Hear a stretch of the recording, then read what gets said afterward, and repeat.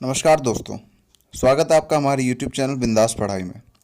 आज हम पढ़ेंगे चैप्टर 3 ऑफ हिस्ट्री, जिसका नाम है N empire across 3 continents.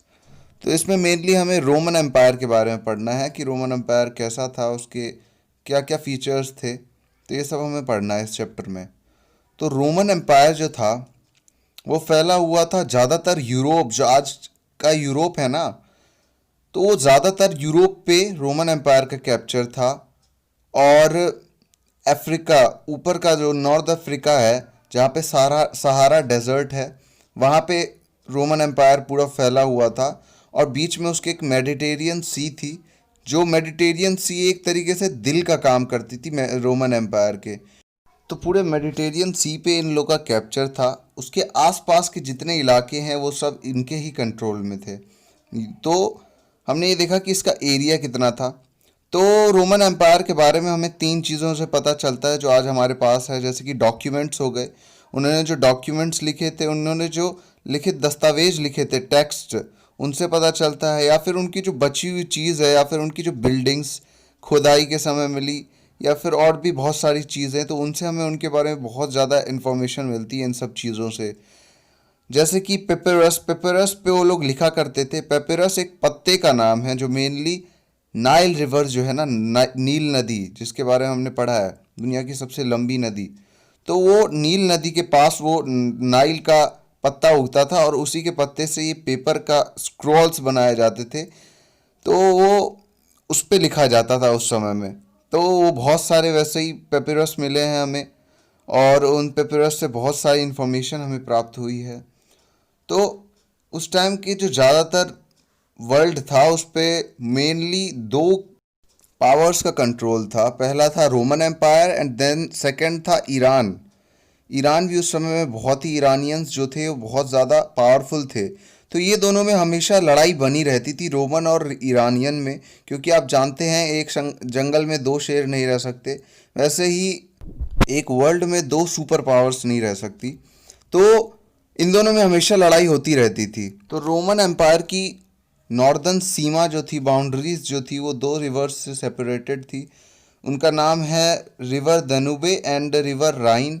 And southern boundaries जो थी वो सहारा डेजर्ट में प्रेजेंट थी। सहारा डेजर्ट जो पूरा लगभग लगभग इलाका था, वो रोमन एम्पायर के अंदर में आता था।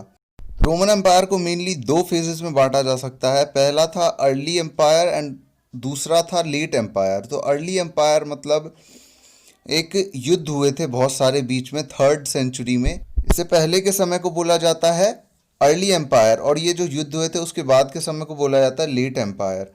तो रोमन एम्पायर जो था और ईरानियन एम्पायर, उसमें मेन डिफरेंस एक ही था कि ईरानियन एम्पायर में ज़्यादातर जो उसके ईरानियन एम्पायर के अंडर में आते थे वो ईरानियन लोग ही आते थे।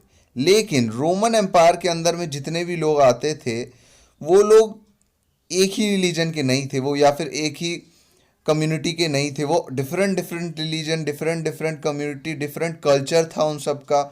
तो बहुत सारे इसमें विविधताएं देखने को मिलती है। जैसे हमारे भारत में है ना कि बहुत सारे रिलीजन के लोग रहते हैं, बहुत सारे कम्युनिटी के लोग रहते हैं। तो ऐसा ही था उस वहाँ पे भी। तो बहुत अलग अलग प्रकार के लोग रहते थे। लेकिन ईरानियन एम्पायर में क्या था कि केवल उसके अंदर ईरानियन ही आते थे, मतलब मुस्लिम जितने भी होते हैं वही आते थे। जो मेन एडमिनिस्ट्रेटिव पर्पस के लिए जो 2 लैंग्वेजेस का यूज़ होता था वो थी Latin and Greek Roman Empire में।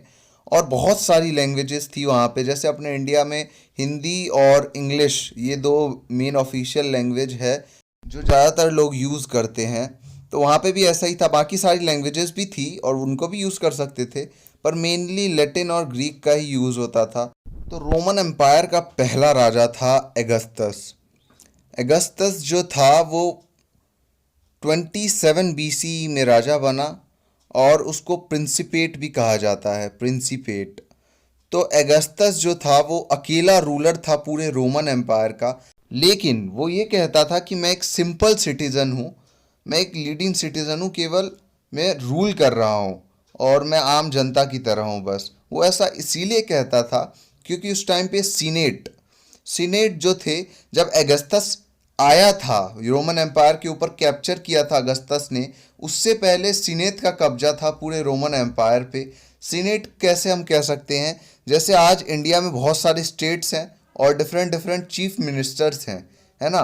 तो वैसे ही सीनेट थे, छोटे छोटे इलाकों पे सीनेट का कब्जा था, मतलब एक स्टेट के बराबर मान लीजिए, राज्य के बराबर, तो उसको एक सीनेट के अंदर डाल दिया। तो ऐसे ऐसे 100 सीनेट थे और उस वो पूरे रोमन एम्पायर को चलाते थे। लेकिन अगस्तस ने क्या किया, इन सब के ऊपर हल्ला बोल दिया और पूरे रोमन एम्पायर को जीत लिया। इसने उसके बाद क्या बोला, सीनेट ने को बोला इस अगस्तस ने कि आप लोग ही मिलके चलाओ पूरे रोमन एम्पायर को, लेकिन आप मेरी इशारों पे नाचो, ठीक है। आप पूरे रोमन एम्पायर को मिलके चलाओ, लेकिन आपको मेरी बात माननी पड़ेगी।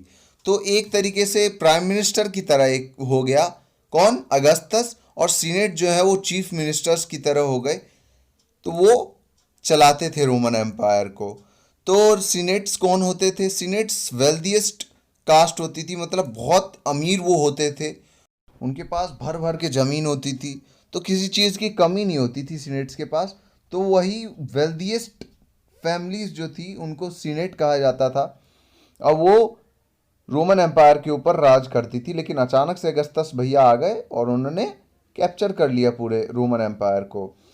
तो सीनेटियल अभी भी बहुत इंपॉर्टेंट क्लास थी, क्योंकि वो अभी भी रोमन एम्पायर के ऊपर रूल कर रही थी। तो एक राजा की जो इमेज है वो कैसी बनती थी, अगर वो सीनेट के साथ अच्छा व्यवहार कर रहा है तो उस राजा की इमेज अच्छी होगी। अगर वो बहुत खराब तरीके से उनके साथ पेश आ रहा है तो उस राजा की इमेज भी खराब होगी।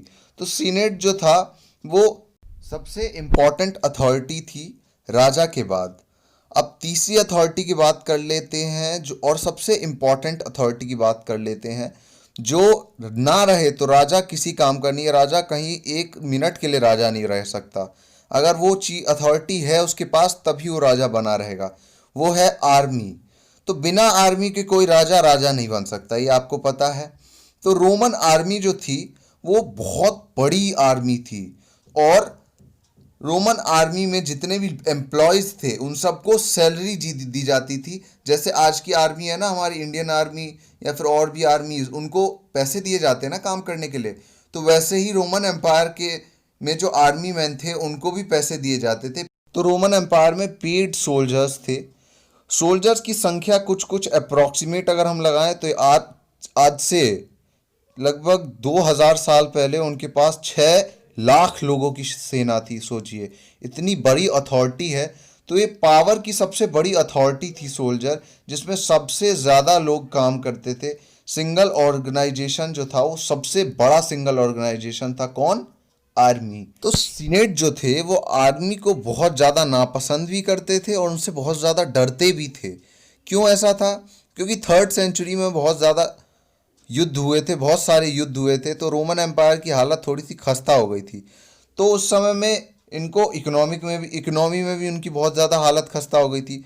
तो ये राजा जो था वो क्या बोलता था उस समय में कि आप जाओ और सीनेट को बोलो कि ज़्यादा वो टैक्स वसूल के हमें दें। तो सीनेट कहाँ से वसूलता, भाई लोगों के पास तो पैसा ही नहीं है।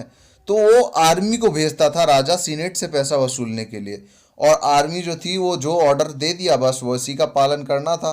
तो वो सीनेट को कभी कभी मारती पीटती भी थी इसी के कारण, पैसे वसूलने के कारण, या फिर और भी।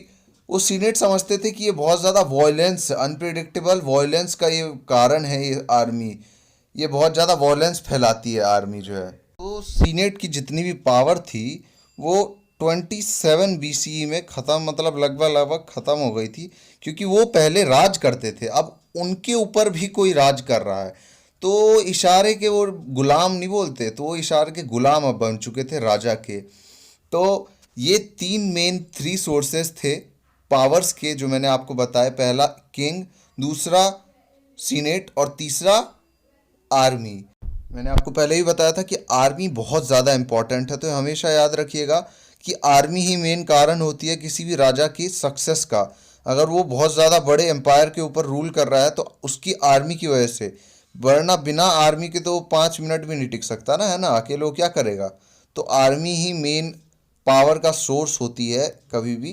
तो इस वीडियो में बस इतना ही, अब मिलते हैं अगली वीडियो में, और अगली वीडियो में हम देखेंगे कि सबसे पहले कौन राजा बना, उसके बाद कौन राजा बना, और ये जो 3rd सेंचुरी में जो वो जो पूरा अनस्टेबिलिटी छाया था रोमन एम्पायर में, वो क्यों हुआ, और उसके बाद के समय के बारे में पढ़ेंगे। तो अगर ये वीडियो पसंद आया हो आपको तो लाइक कीजिएगा, सब्सक्राइब करिएगा एंड शेयर करिएगा। थैंक यू इस वीडियो को देखने के लिए।